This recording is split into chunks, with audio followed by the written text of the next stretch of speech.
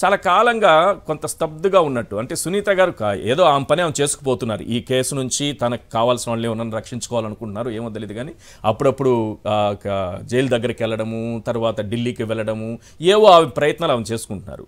మొన్న ఒక్కసారిగా ఒక ప్రెస్ మీట్ పెట్టేసి వీళ్ళే అంతా ఆయనే చేశారు, అంతా ఈయనే చేశారు, ఈయనపైన విచారణ జరగాలి, ఆయనపైన విచారణ జరగాలి అని అంటూ కొంతమంది కృతజ్ఞతలు చెప్పారు. ఒక పెద్ద టీమే ఆమె వెనక, ఒక పెద్ద ముఠ, ఒక పచ్చ ముఠ ఆమె దగ్గర పనిచేస్తోందని ఆమె చెప్పారు. ఇదంతా చంద్రబాబు రాజకీయ ఎత్తుగడలో భాగంగానేనా ఆమె అప్పటికప్పుడు ప్రెస్ మీట్ పెట్టి ఈ రకంగా మాట్లాడటం?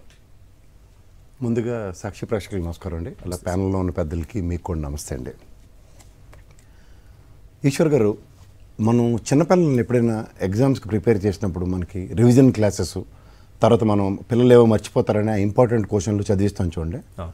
అలా ఈ 5 సంవత్సరాలు బట్టి నేను నిన్న చాలా యూట్యూబ్లోనే చెప్పాను, ఇదే వేదిక మీద కూడా చెప్పాను, ఇదే కుర్చీలో కూర్చుని ఈ చిన్నపిల్లల్ని రివిజన్ చేయించే కార్యక్రమంలాగా మనం ఎక్కడ మర్చిపోతాం. ఎందుకంటే జగన్మోహన్ రెడ్డి అనే వ్యక్తిని, ఈ వైఎస్ఆర్సీపీ ప్రభుత్వాన్ని ఎదుర్కోవడానికి వీళ్ళ దగ్గర ఏ విధమైన ఆయుధాలు లేక 5 సంవత్సరాలు బట్టి హూ కిల్డ్ బాబాయ్, తర్వాత ఈ ఒక రాజధాని విషయం యాజ్ ఇఫ్ అన్నట్టు, అండ్ ఇలాంటి పనికిమాలిన విషయాల మీద తప్ప పాలసీ మ్యాటర్స్ మీద వీళ్ళు ఒక్కటి కూడా డిఫర్ కాలేకపోతున్నారు. ఎందుకు?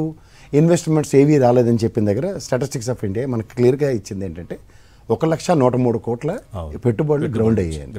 తర్వాత ఒక సాలున ఒక సంవత్సరం బడ్జెట్ అంటే 2,58,000 కోట్ల పైచిలక ఒక సంక్షేమం అన్నది 5 సంవత్సరాల ప్రభుత్వంలో విత్ జవాబుదారీతనం చేయబడింది. సో అంచేత 2 పడవల మీద 2 కళ్ళ సిద్ధాంతాన్ని ప్రాతిపదికగా నడుస్తున్న ఈ ప్రభుత్వానికి ఏం చేయాలో తెలియక వీళ్ళ దగ్గర ఏమవుతుందంటే, తన వాళ్ళు అన్నదానికి తన వాళ్ళు కాని వాళ్ళు అన్న దగ్గర బైఫర్కేషన్ ఏంటంటే, తన వాళ్ళు కాని వాళ్ళు అంటే రాజశేఖర రెడ్డి గారి కుటుంబం, అలా ఎవరైనా అవనివ్వండి. తన వాళ్ళంటే ఆయనతో పక్క పార్కులో ఆడుకునే చిన్నపిల్లడు తన సొంత కొడుకు, తన అంటే చంద్రబాబు నాయుడు గారు చేస్తున్న ఒక రాజకీయ వికృత క్రియ తెలుగుదేశం పరంగా మీరు గమనించగలిగితే, ఇదే పాదయాత్రలో హూ కిల్డ్ బాబాయ్ అన్నది లీడ్ కాకుండా అది బూమెరాంగ్ అవుతుంది.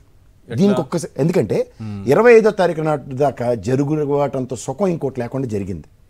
ఎప్పుడైతే 25వ తారీఖు నాడు జైస్వాల్ రిటైర్ అయిపోయాడు, ఎవరు సిబిఐ డైరెక్టర్, తదనంతర పరిణామాల్లో జరుగుతున్న ఏవీ వీళ్ళకి అనుగుణంగా జరగకపోయినా, మీకు ఇంకోటి గమనించారు లేదో, ఎప్పుడైతే మీకు సుధా సింగ్ మేడం గారు ఎగ్జాక్ట్గా హూ కిల్డ్ బాబాయ్ అన్నది మీకు ఆన్సర్ ఇచ్చేశారు.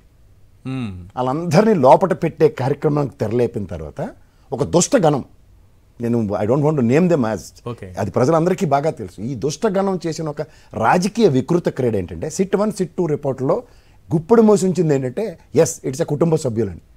వీళ్ళకు అనుగుణంగా నర్రెడ్డి కుటుంబం పట్ల ఎక్కడ ట్రావెల్ అవుతుందన్న దగ్గర ఈ వ్యవస్థ త్రూగా చేసిన ఒక గిమ్మిక్ ఏంటంటే, ఇది ఇటుపక్క అవినాష్ రెడ్డి గారు అంటే వైఎస్ కుటుంబం మీదకి తరలించడానికి చేసిన ఒక రాక్షస క్రీడ. ఎందుకంటే మీరు రక్తం రక్తం అని చాలాసార్లు చెప్తున్నారు, blood is thicker than the water అని. ఇక్కడ మీకు ఫస్ట్ ఆఫ్ ఆల్ ఒక ఆడపిల్ల ఎప్పుడైతే తన టెరిటరీ అంటే మన అన్న దాంట్లోంచి బయటకు వెళ్తుందో, ఆ రక్తం అటుపక్క రక్తం కింద పరివర్తన చెందుతుంది, మెట్టినింటి రక్తం కింద. ఇప్పుడు దానికి మీకు ఒక మాట చెప్తాం, సౌభాగ్యమ్మ పుట్టినింటి రుణం తెచ్చుకుంది. ఇదే వివేకం సార్ ఎప్పుడైతే జమ్మలమడుగు అభ్యర్థిగా తను రెబల్ అభ్యర్థిగా నిలబడతానన్న దగ్గర తను పులివెందుల ఆడపడుచునని, నా అవినాష్ రెడ్డికి, నా జగన్మోహన్ రెడ్డికి, నా వివేకం సార్కి కన్నా ఎక్కువ కాదని తను విరమించుకున్న దాంట్లో వివేకం సార్ రాత్రి 11 గంటల దాకా చేసిన ఒక ప్రయత్నానికి ఆమె ఈల్డ్ అయింది. కానీ ఒక ఆడపడి చెయ్యండి పుట్టినింటి రుణం తీర్చుకోవాల్సిన దగ్గర ఒకసారి వీలైతే అలా నిన్న మొన్న వాళ్ళకి అనుగుణంగా నడిచే నోరు తిరగని బాలకృష్ణ సినిమా ఒకటి చూపించండి. ఆ మ్యాన్ ఆఫ్ ద రివోల్ట్ అయ్యి అప్పుడు హ్యాపెండ్ ఎవ్రీథింగ్ అందర్ how she revolted it back. నేను నిన్న రాత్రి సినిమా చూసిన, కర్మ ఎలా కాలుతుందంటే అవన్నీ చూడవలసి వస్తుంది. సో ఇక్కడ మీకు అక్కడి నుంచి జరుగుతున్న పరిణామాల్లో 164 and 167 సిఆర్పిసి వాళ్ళు ఎలా గ్యాంబుల్ చేశారన్న దాని మీద మీకు తెలుసో తెలీదో, దాని మీద సే ఫర్ ఇన్స్టెన్స్ నేను ఒక ఇన్వెస్టిగేటివ్ ఆఫీసర్గా మీ దగ్గరికి వచ్చినప్పుడు మీ దగ్గర నేను వాంగ్మూలం తీసుకున్న దగ్గర మీ దగ్గర సంతకం తీసుకోను. ఆ సంతకం తీసుకొని ప్రతిదీ మ్యానిపులేట్ చేసి ఈ రామ్ సింగ్ అన్న అతన్ని జస్ట్ ఒక ఏఎస్ఐ స్థాయి అతనికి ఎడిషనల్ ఎస్పీ కేటగరేషన్స్ ఇచ్చి అతనితో చేసిన ఒక వికృత క్రీడకి ప్రతి దగ్గర అవినాష్ రెడ్డి గారినే ప్రతి దగ్గర ఫ్రంట్ ఎండ్ చేస్తూ ఈ దుష్ట చతుష్టయం ఛానల్ అన్ని ఈ పాదయాత్రలో లోకేష్కి 25వ తారీఖు నాడు బూమరంగ్ అయినప్పుడు ఈ పచ్చళ్ళుడు ఆపేమన్నాడు. ఎందుకు? అది బూమరంగ్ అవుతుంది లోకేష్కి అయితే. కానీ ఇవాళ రివిజన్ క్లాస్లో సునీతమ్మని మాత్రం ఢిల్లీలో ప్రెస్ మీట్ పెట్టి కృతజ్ఞతలు సభ. ఎందుకు? ఆఫీసులో టీలు అందించుకున్న దగ్గర నుంచి ఒక యూట్యూబ్లో వాళ్ళ కోసం పనిచేసిన వాళ్ళ దాకా అండ్ మోరోవర్ అక్కడ ఢిల్లీలో కూర్చోబెట్టి మన ఎంపీగా గెలిచి అక్కడ కూర్చున్నాడు పప్పనాలు పులిహోరను అండ్ పూతరేకులు పెట్టిన పాపానికి వాళ్ళతోనూ వీళ్ళందరికీ కృతజ్ఞతలు సభ. The man behind. కానీ అక్కడ కూడా మీకు స్ట్రాటజీ చూడండి, ఇంత కథ మనోరంజకంగా నడిపించిన ఆ పేపర్లేసి ఛానల్ గురించి మాత్రం ప్రస్తావన లేదు. మిగిలిన అందరికి కృతజ్ఞతలు ఉన్నాయి. అంటే మర్డర్ వెనుక ఒక మనిషి, మర్డర్ వెనుక మన కంటికి కనిపించని మనిషి, సునీత ప్రెస్ మీట్ వెనుక కంటికి కనిపించని మనిషి. సార్ మీకు ఒక విషయం చెప్తా, ఇదే వివేకం సార్ వీళ్ళ బావమరుదులు పెడుతున్న టార్చర్కి, అంటే సొంత బావమరుదులైనా ఒక్క రూపాయి కూడా ఆయనకి చేతికి అందకుండా ఆయన ముప్పతిప్పలు పెడితేనే రియల్ ఎస్టేట్ వ్యాపారాలు అండ్ తర్వాత వజ్రాల వ్యాపారాలు అనుకుని చేసుకుంది. ఇక్కడ మీకు గమనించారు లేదో, ఆయనలో ఉన్న ట్రాన్స్పరెన్సీకి సిబిఐ వాళ్ళే అవక్కయ్యారు. ఈ రాధాకృష్ణ అనే ఒక రియల్ ఎస్టేట్ దగ్గర ఒక 45 లక్షల ట్రాన్సాక్షన్ జరిగిన దగ్గర విత్ ఎవిడెన్సెస్ డ్రాఫ్ట్లతో డీడీలతో నేను పే చేసాడు అన్నది అతనే సిబిఐ వాళ్ళకి వాంగ్మూలం ఇచ్చాడు అక్కడ కర్ణాటక బేస్లో. సో ఫైనాన్షియల్ ఇర్రెగ్యులారిటీస్లో దస్తగిరి గారి దగ్గర దొరికిన డబ్బుల మీద మాత్రమే సిబిఐ ఫోకస్ చేయగలిగింది సదాశివ్ గారి మేడంలో. సో సబ్సిక్వెంట్ పరిణామాల్లో ఇది ఏదైతే ఆపాదించి ఎవరిని పడితే వాళ్ళని పిక్చరైజ్ చేసే దగ్గర ఫైనాన్షియల్ ఇర్రెగ్యులారిటీస్ కానీ ఫైనాన్షియల్ ఇనబిలిటీస్ కానీ ఎక్కడ వివేకం సార్ దగ్గర నుంచి లేవు. ఇక్కడ వాళ్ళ రెండో భార్య ఆ పిల్లడికి ఎక్కడ రాస్తారని నిశాచరులో తిరిగారండి వాళ్ళిద్దరు వెనకట్ల. మీకు ఈ సిబిఐ డొలతోనే మీకు విషయం చెప్తా, చాలా మంది పెద్దలు లాయర్ గారు కూడా ఉన్నారు, ఆయన కూడా ఈ కేసు బాగా స్టడీ చేసిన వ్యక్తి. సార్ మీకు ఒక మాట చెప్తానా, సౌభాగ్యమ్మ గారిని కళ్ళజోడు ఇరిగిపోయిందట, కళ్ళజోడు ఎక్కడ కొన్నాడు, కళ్ళజోడు ఫ్రేమ్ ఏంటి, ఇలాంటి ఫ్రేమ్కి అలాంటి ఫ్రేమ్కి తేడా ఎట్లని పనికిమాలిన ప్రశ్నలు సొంత వాళ్ళని అడిగారు. కళ్ళజోడు ప్రశ్నలు ఎస్ సునీత సౌభాగ్యమ్మ గారిది. తర్వాత మీకు ఇంకో విషయం చెప్తా, కాదు సార్ ఇది నిజమేనా కనుక్కోండి కావాలంటే ఛార్జ్ షీట్ ఉంది సార్ నా దగ్గర, ఛార్జ్ షీట్ నేను చూపిస్తాను మీకు.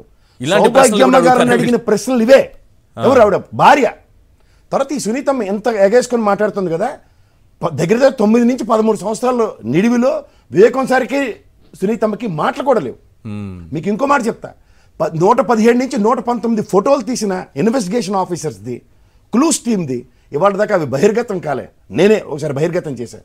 మీకు ఇంకో మాట చెప్పనా, ఈ 117 119లో ఫింగర్ ప్రింట్స్ ఎవడెవడు తలుపు బద్దలు కొట్టుకుని లోపలికి ఎలా వచ్చారు దాంట్లో తాగి కూడా వాగిన వాగుళ్ళు ఉన్నాయి వాళ్ళు, అవి కూడా రికార్డ్ అయి ఉన్నాయి. వీళ్ళు ఇవేవి తెలియకుండా పైపైన ఒక మీడియా హౌస్తో 25 దాకా మీడియా హౌస్ని సిబిఐలో ఉన్న అందరినీ నేను అంటలేదు సార్, కొంతమంది వితరణ కలిగిన ఆఫీసర్లు లేని దగ్గర చేసిన డొల్లతనాన్ని వాళ్ళ పరంగా ఎన్కాష్ చేసుకోవడానికి అవినాష్ రెడ్డి గారిని అరెస్ట్ చేసే టార్గెట్ కోసం 25 దాకా. ఇప్పుడు ఈ ఆక్రాంత అన్నది ఎందుకు తెలుసా, ఈ కేసు 20 ఏప్రిల్ వాయిదా పడింది. ఏప్రిల్ ఎలక్షన్స్ పడిన తర్వాత ఎలక్షన్స్ కి లీడ్ అవుతుంది అనుకుంది, వాయిదా పడింది. ఎలక్షన్స్ కి లీడ్ కాని దగ్గర వచ్చే ఆక్రాంత. తర్వాత మీకు ఇంకోటి చెప్తున్నాను, ఈ కృతజ్ఞత సభల సారాంశం ఏంటంటే ఒక మనోరంజక కార్యక్రమాన్ని ఒక సర్టన్ నిడివిలో రక్తి కట్టించడానికి ఒక మెలోడ్రామా స్టార్ట్ చేశారు. మెలోడ్రామాలో కంటే కూతురుని కనాలన్న కాన్సెప్ట్లో, కానీ కంటే కూతుర్ని కనాలనే కాన్సెప్ట్లో ఈ అమ్మాయి ఆడపిల్ల వచ్చు సునీతమ్మ, కానీ అవతల రెండో భార్య కూడా ఆడపిల్లే కదా. ఈషా ఫౌండేషన్లో కష్టపడి పని చేసుకుంటూ పొట్టతిప్పలు పడుతూ కొడుకుని చదివించుకుంటుంది సార్.